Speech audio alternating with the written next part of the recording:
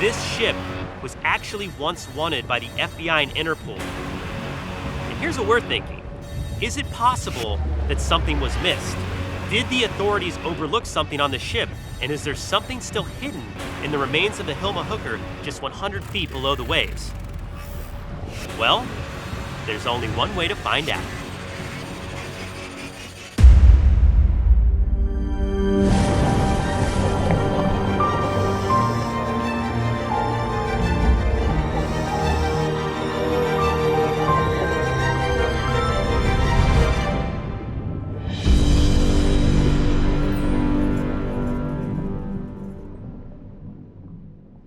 How's it going, everybody? I'm Mark Vins, and welcome back to another Blue Wilderness adventure.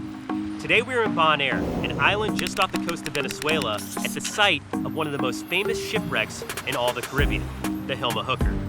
Besides being 100 feet below tropical blue water amongst some of the most vibrant coral reefs in all the world, this ship was actually once wanted by the FBI and Interpol, and is now infamous for becoming one of the first major drug busts of its kind in the region. And here's what we're thinking. Did the authorities overlook something on the ship? And is there something still hidden in the remains of the Hilma Hooker just 100 feet below the waves? Well, there's only one way to find out. Today, we're going to be doing 2 tanks each. The reason we're going to be doing that is because we're going to have limited bottom time at these depths. So on tank 1, we're going to scout the ship in its entirety looking for entry points. Tank 2, we're going to enter the ship and look for what's inside. And with any luck, we're gonna find something the FBI missed in one of its most wanted shipwrecks. And oh look, here we are. This is marker number 1. All right, it's time to dive.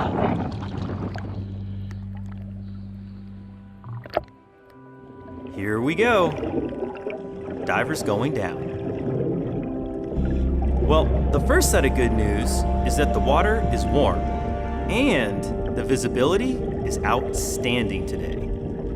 And since we want to descend slowly, we might as well go check out the coral reefs, right? I mean, the shipwreck's not going anywhere. Wow, look at how alive this ecosystem is.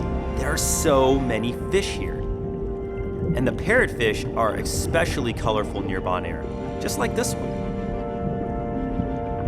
And check that out. That's a peacock flounder. I love the way they glide across the bottom when they swim.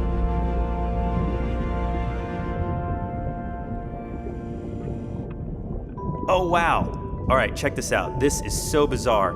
That's a salp chain. I haven't seen many of these before, but we should probably come back and make a full video on them. They're very interesting, so definitely let me know in the comments if this is something you'd like to learn more about. All right, getting toward the edge of the reef line now, but wow, look at that. That's a tarpon. I should say those giant tarpon. They're huge. So cool. All right. Let's head this way. Oh my goodness. There it is. The Hilma Hooker in all its glory. Man, it is so much bigger than I expected. It's massive. Look at it. Okay, let's start our survey from the front and make our way toward the back of the ship, which is a little bit shallower. Remember, we're looking for any openings or places that we can search, and we only have about 18 minutes left down here. So we're just looking for opportunities for dive number 2 so we can go right back to that spot and give it a good look. All right, Trent, on this side of the ship is going to be what we're looking for. Let's get closer.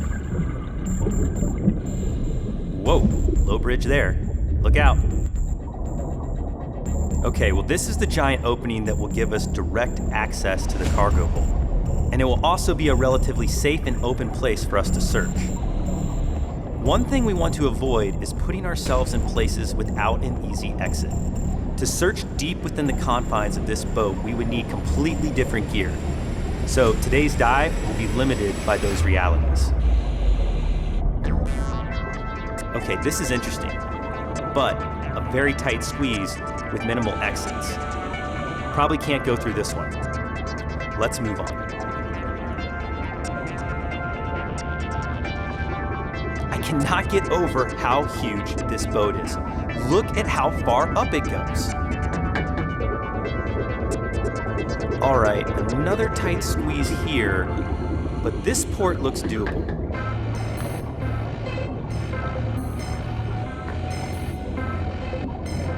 Yep, I think this one and the main cargo hold are our best bets. Time to head back to the surface and regroup.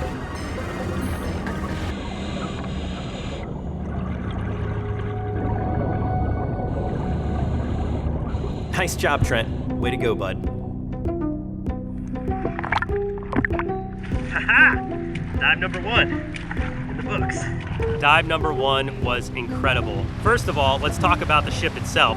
A 235-foot boat sounds big, but when you see it in person underwater, it is like, whoa! Covers all of your peripheral vision, and the good news is we did do a complete lap around the wreck, and we saw multiple points of entry, which is good news for dive number 2. So on this dive, we're actually gonna go inside the ship to start looking around. And as big as it is, I can guarantee you there's lots of places for things to hide. So we got a couple more minutes of interval here on the surface. We're gonna get geared back up, head back out in the water, and hope to get lucky. All right, there it is. Let's go down and see what we can find.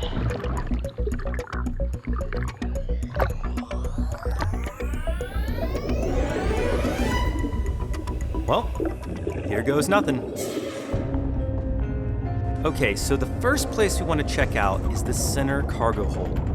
Any hidden cargo may have drifted or fallen out of place after all these years the ship has been slowly disintegrating and collapsing beneath the waves. So I think we have a decent shot at spotting something in the open. All right, Trent, hold above and keep eyes on me. I'm going in.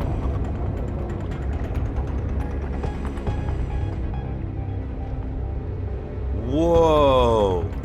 The wreck suddenly just got even bigger. This hold is like a giant cavern. And you can tell it's been down here for a while. Look at all the growth and life living right on the metal of the hull. Okay, here's a connector hatch that leads to the other hold in front of us. This is safe. Plenty of room to move and exit if needed. Come on through, Trent. We're good to go over here.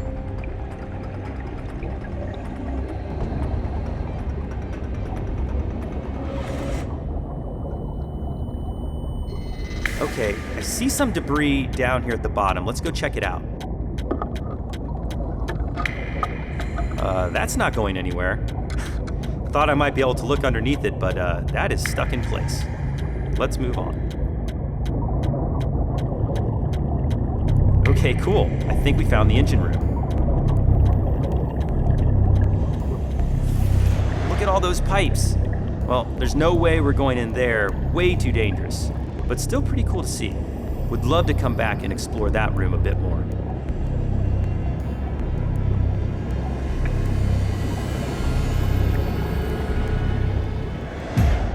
Okay, we've got about a 15-foot hallway here with a clear exit. Whew, I'm going for it. Trent, meet me on the other side. This appears doable. And it's also probably our best and last chance to find something today. Fingers crossed.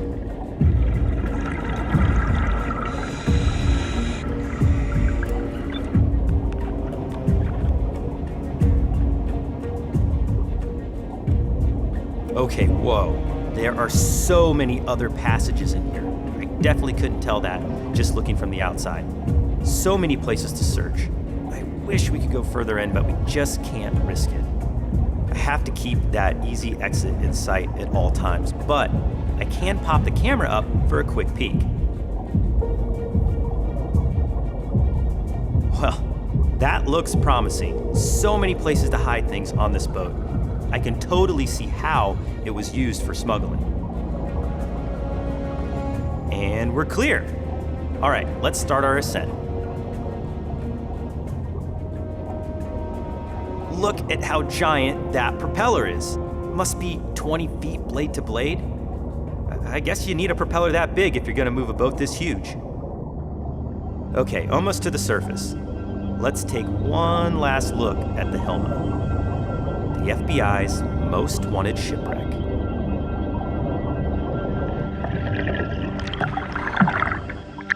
Oh man, that was awesome. we actually got inside the shipwreck, going through all those corridors, exploring around with our high-powered dive lights. Unfortunately, we didn't find anything, but we had one incredible experience, and hopefully this is just the first of many shipwreck explorations to come on Blue Wilderness. All right, still gotta kick our way to shore so we can wrap up this adventure. Woo, this is tiring. Exploring our first deepwater shipwreck was incredible. Unfortunately, we didn't find anything on that second dive in the hull of the Hilma Hooker, but that's not to say it isn't out there. I mean, that is a big shipwreck to explore, and to properly do it, you would definitely need more bottom time. If you want to keep up with us as we travel around the world, make sure to follow me on Instagram at RealMarkVins and hit that subscribe button and the notification bell so you don't miss a second of the action ahead. I'm Mark Vins. Be brave, stay wild. We'll see you on the next step. If you like this adventure, make sure to go back and witness our first ever night dive, where we swam alongside giant sleeping lemon sharks. Oh, that one made us nervous.